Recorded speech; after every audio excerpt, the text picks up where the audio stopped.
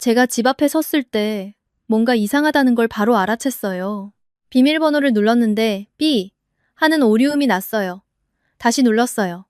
또 오류음. 저는 잠깐 멍하니 현관문 앞에 서 있었어요. 분명히 오전에도 이 번호로 나왔는데 혹시 내가 잘못 누른 건가 싶어서 한 번 더 천천히 눌렀어요. 역시 오류음이었어요. 그때 문이 안에서 열렸어요. 시어머니였어요. 왔어? 비밀번호 바꿨어. 헷갈리는 번호는 못 쓰거든. 우리 집 번호로 바꿨으니까 나한테 물어봐. 저는 그 순간 아무 말도 못했어요. 우리 집. 시어머니 입에서 나온 그 두 글자가 귓속에서 이상하게 맴돌았어요. 이 아파트는 제 명의예요. 제가 결혼 전부터 모은 돈으로 제 이름으로 산 집이에요. 그런데 시어머니가 지금 제 집 비밀번호를 바꾸고 제게 물어보라고 하고 있었어요. 저는 신발을 벗으며 조용히 물었어요. 언제 오셨어요? 아침에. 오늘부터 좀 있을 거야. 허리가 안 좋아서 혼자 있기 힘드네. 남편에게는 아무 연락도 못 받았어요. 저는 부엌에 가방을 내려놓으면서 휴대폰을 확인했어요. 문자 한 통.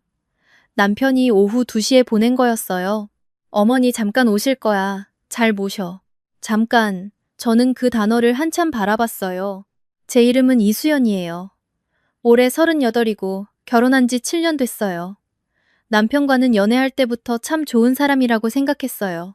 다정하고 말이 통하고 저를 존중해줬어요.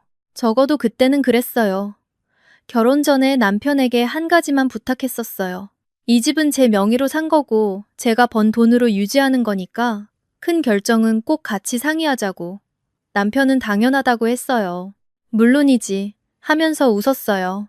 그게 언제부터 달라진 건지 정확히는 모르겠어요. 서서히였어요. 시어머니가 종종 오시는 횟수가 늘어나다가 이제는 비밀번호까지 바꿔버리는 지경이 됐어요. 그날 저녁 남편이 퇴근해서 들어왔을 때 저는 조용히 물었어요. 비밀번호 바꾼 거 알고 있었어요? 응. 어머니 번호 못 외우시잖아. 편하신 걸로 바꾸자고 했어. 나한테 한마디 상의도 없이요? 이수연 씨가 뭘 그런 거에 그렇게 예민해. 가족끼리 번호 맞추는 게 뭐가 어때서. 가족. 저는 그 단어를 삼켰어요. 화를 내고 싶지 않았어요. 감정적으로 반응하면 항상 제가 예민한 사람이 되는 구조였으니까요. 시어머니는 잠깐 계신다고 했는데 일주일이 지나도 짐을 풀고 계셨어요. 제 드레스룸에 당신 옷을 거셨어요. 제가 쓰던 욕실에 당신 세면도구를 늘어놓으셨어요. 아침마다 제가 쓰는 머그컵을 먼저 가져가셨고 제가 사다 놓은 커피를 마시면서 텔레비전을 보셨어요. 작은 것들이었어요. 하나하나는 정말 작은 것들이었어요. 그런데 그게 매일매일 쌓였어요. 어느 날 저는 퇴근하고 와서 침대에 시어머니 짐이 놓여 있는 걸 봤어요. 캐리어가 열린 채로 우리 침대 위에. 시어머니는 거실에서 전화통화 중이셨어요. 저는 남편 방으로 들어갔어요. 어머니 짐이 침대에 있어요. 응, 정리 좀 안 하셨나 보다. 남편, 어머니가 언제 가세요? 남편이 잠깐 멈췄어요. 왜? 불편해? 불편한 게 아니라 예정이 있어야 저도 준비를 하죠. 그냥 계시다 가시면 되잖아. 어머니 허리 많이 안 좋으셔. 혼자 계시기 힘드신 거 알잖아. 그러면 요양보호사를 알아보든가 아니면 어머니 댁에 우리가 가서 도와드리든가 해야죠. 여기서 계속 사시는 건 상의를 해야 할 문제예요. 남편 얼굴이 굳었어요. 어머니 앞에서 그런 말 하지 마. 상처받으셔. 저는 더 말하지 않았어요. 그 무렵부터 시어머니가 제게 이런저런 말씀을 하기 시작했어요. 처음에는 그냥 넘어갈 수 있는 말들이었어요. 밥은 이렇게 하는 게 아닌데 청소는 이 부분을 더 닦아야 하는데 저는 웃으면서 네 해드렸어요. 그러다가 말이 조금씩 달라졌어요. 수연아, 아침에 일찍 일어나서 밥을 해야지. 회사 다니는 며느리도 밥은 해야 하는 거야. 수연아, 남편 와이셔츠는 세탁소 맡기면 안 돼. 직접 손빨래를 해줘야 해. 나는 다 그렇게 했어. 수연아, 집이 이게 뭐야. 집사람이 집에 신경을 써야지. 저는 회사에서 팀장이에요. 9시에 출근해서 6시에 퇴근하고 야근도 자주 해요. 남편 와이셔츠를 세탁소에 맡기는 건 우리 둘 다 편하려고 선택한 방식이에요. 그런데 시어머니 눈에는 제가 집을 등한시하는 며느리로 보이는 것 같았어요. 남편한테 얘기했어요. 어머니 말씀이 점점 심해지는 것 같아요. 어머니가 옛날 방식이 몸에 밴 분이잖아. 그냥 듣고 흘려. 듣고 흘리는 게 매일이면 힘들어요. 이수연 씨, 왜 이렇게 작은 거에 예민해졌어? 예전에는 안 그랬잖아. 예전에는 저는 그 말이 오래 마음에 걸렸어요. 예전에는 제가 다 참았으니까 문제가 없었던 거예요. 그게 예민하지 않은 게 아니었는데 시어머니가 오신 지 한 달이 지났을 때 시누이가 왔어요. 짐을 들고. 옳게, 나 잠깐 있어도 돼? 남자친구랑 헤어졌거든. 좀 추스르고 갈게. 남편은 이미 알고 있었어요. 저만 몰랐어요. 언제부터 있을 거예요? 시누이가 남편을 봤어요. 남편이 말했어요. 뭐, 좀 이따 가겠지. 저는 방으로 들어갔어요. 문을 닫고 침대에 앉아서 한참 천장을 봤어요. 이 집은 제 집이에요. 제 명의예요. 그런데 지금 이 집에서 저는 제 방 하나만 가까스로 쓰고 있는 것 같았어요. 그때부터 시누이는 제 물건을 물어보지도 않고 썼어요. 제 화장품을 쓰고, 제 잠옷을 입고, 냉장고에 제가 사다 놓은 음식을 먹었어요. 한 번은 제가 특별히 사다 놓은 치즈케이크가 없어진 적이 있었어요. 다음날 아침에 물어봤어요. 시누이, 냉장고에 케이크 있었는데 알아요? 응, 내가 먹었어. 왜? 맛있더라. 저는 말문이 막혔어요.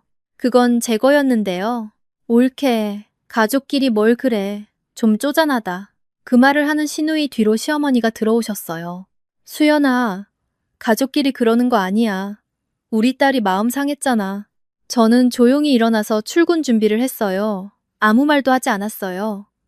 회사에 가는 내내 창밖을 봤어요. 쪼잔한 사람, 예민한 사람, 작은 거에 유난 떠는 사람. 저는 언제부터 이 집에서 이런 사람이 된 걸까요? 그 주에 남편 통장을 확인하다가 이상한 걸 발견했어요. 공동생활비 통장에서 300만 원이 빠져나가 있었어요. 저는 남편한테 물었어요. 생활비 통장에서 돈 나간 거 알아요? 아, 그거.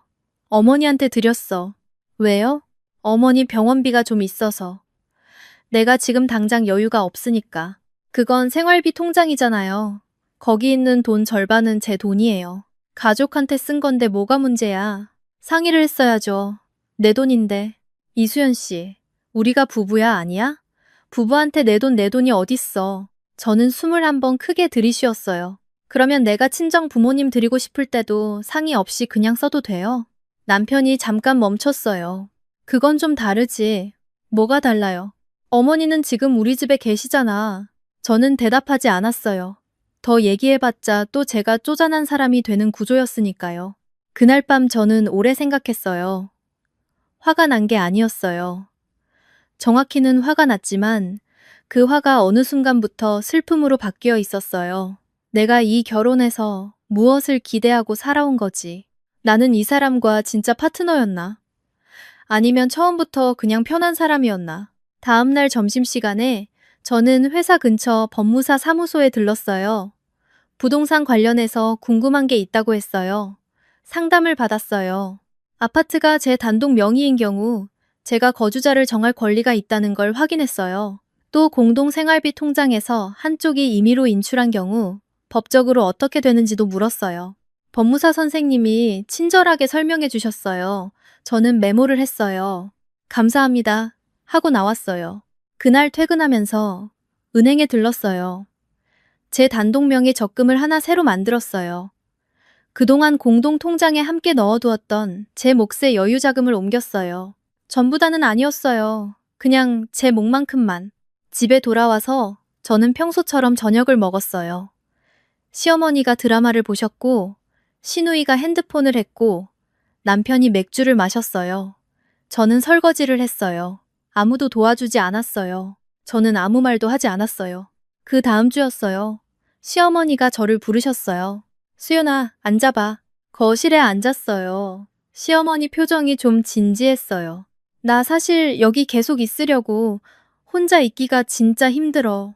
우리 아들도 나 걱정하고 준이도 마음 못 놓고 여기 있으면 편하고 좋잖아. 저는 잠시 시어머니를 봤어요. 어머니, 그건 저와 상의를 하셔야 해요. 이 집은 제 명의예요. 시어머니가 눈을 가늘게 하셨어요. 명의? 수연아, 내 명의라도 우리 아들이 사는 집 아니야. 시어머니가 아들 집에 있는 게 뭐가 문제야. 어머니, 저는 이 집을 결혼 전에 제 돈으로 샀어요. 남편이 비용을 부담한 적이 없어요. 시어머니 얼굴이 굳었어요. 그런 말을 해? 우리 아들이 얼마나 고생하는데. 어머니, 저도 일해요. 저도 고생해요. 시어머니가 자리에서 일어나셨어요. 며느리가 말을 그렇게 해? 내가 집에 있는 게 그렇게 불편해? 저는 대답하지 않았어요. 시어머니가 방으로 들어가시면서 크게 문을 닫으셨어요. 잠시 후 시누이가 나왔어요. 올케, 엄마한테 왜 그래? 진짜 상처받으셨잖아. 시누이, 저는 사실을 말씀드린 거예요. 사실? 가족한테 그게 할 말이야? 남편이 퇴근하고 들어오자마자 시어머니와 시누이가 각자 이야기를 했던 것 같았어요.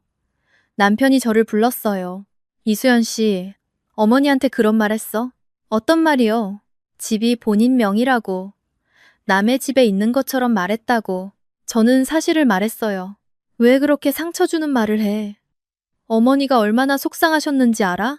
저는 남편을 똑바로 봤어요. 남편, 나는 언제부터 이 집에서 예민한 사람, 쪼잔한 사람, 상처 주는 사람이 됐어요? 남편이 말을 못했어요. 내 비밀번호를 바꿔도 내가 예민한 거고, 내 물건을 써도 내가 쪼잔한 거고, 내 통장에서 돈이 나가도 내가 문제인 거예요?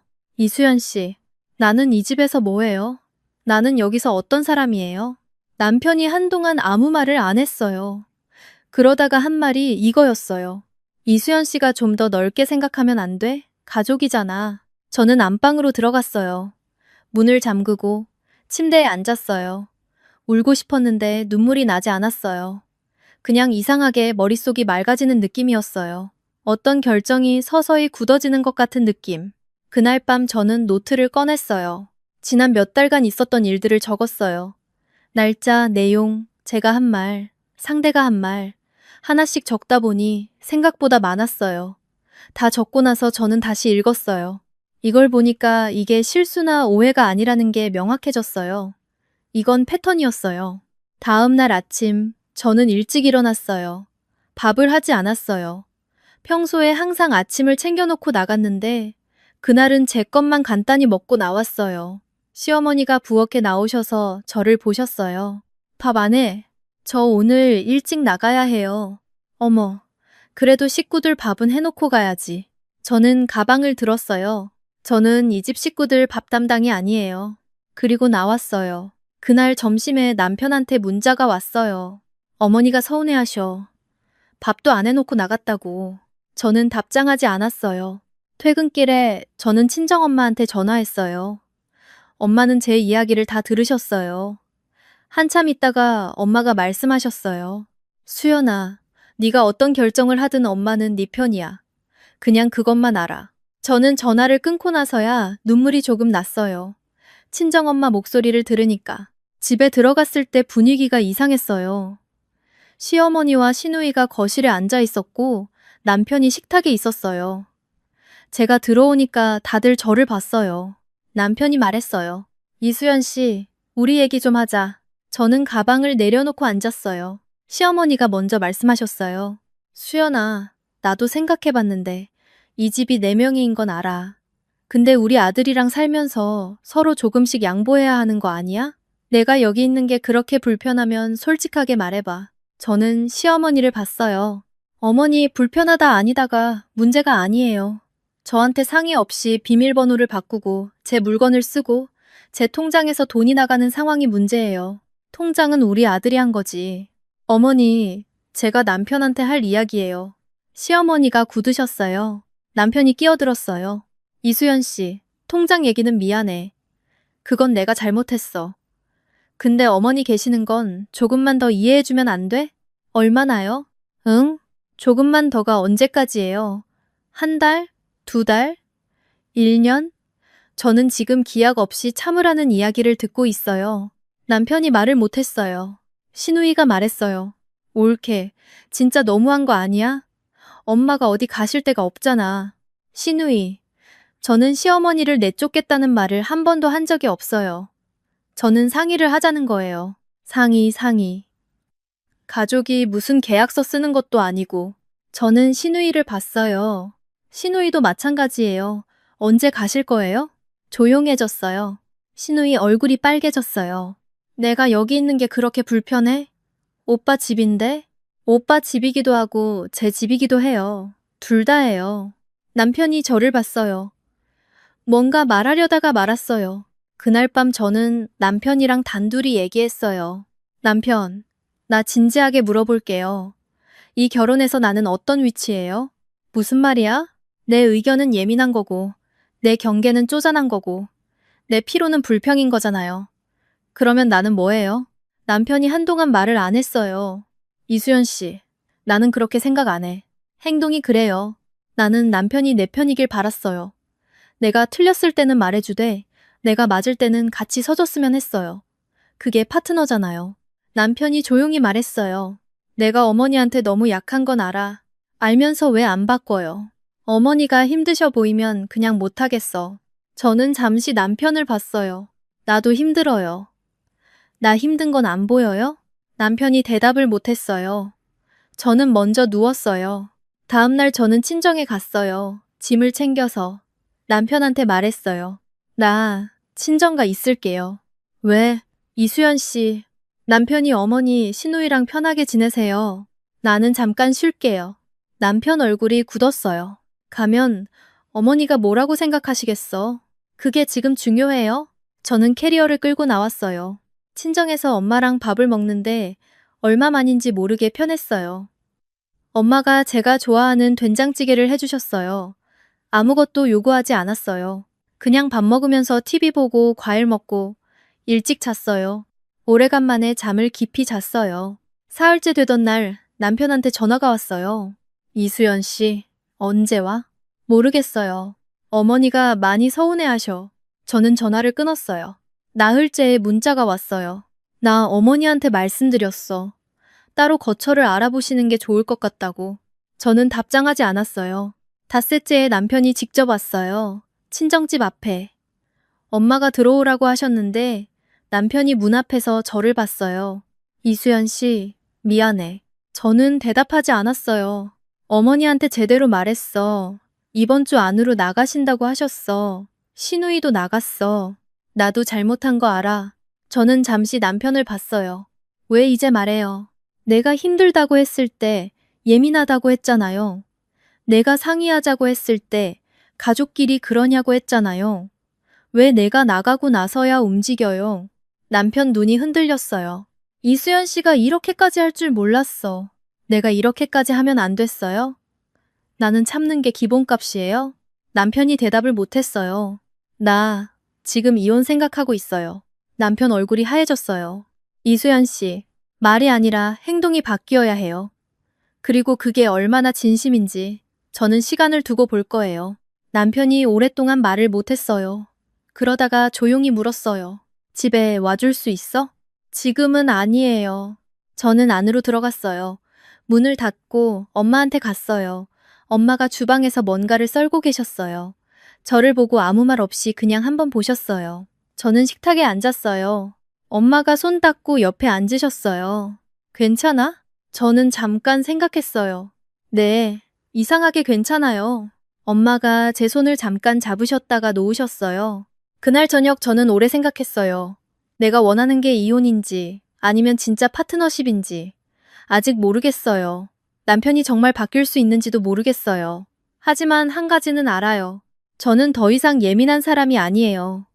제 집에서 이방인처럼 지내는 사람도 아니에요. 저는 그냥 당연한 걸 원하는 사람이에요. 상의, 존중, 파트너. 그게 그렇게 많은 걸 바라는 게 아니에요. 창밖이 어두워지고 있었어요. 저는 노트북을 열고 자료를 정리했어요. 법무사한테 들은 내용, 메모해둔 것들. 아직 결정한 건 없어요. 하지만 이제는 제가 선택할 수 있다는 걸 알아요. 기다리는 사람이 아니라 결정하는 사람이 될 수 있다는 걸. 저는 노트북을 덮고 창을 봤어요. 멀리 불빛들이 반짝이고 있었어요.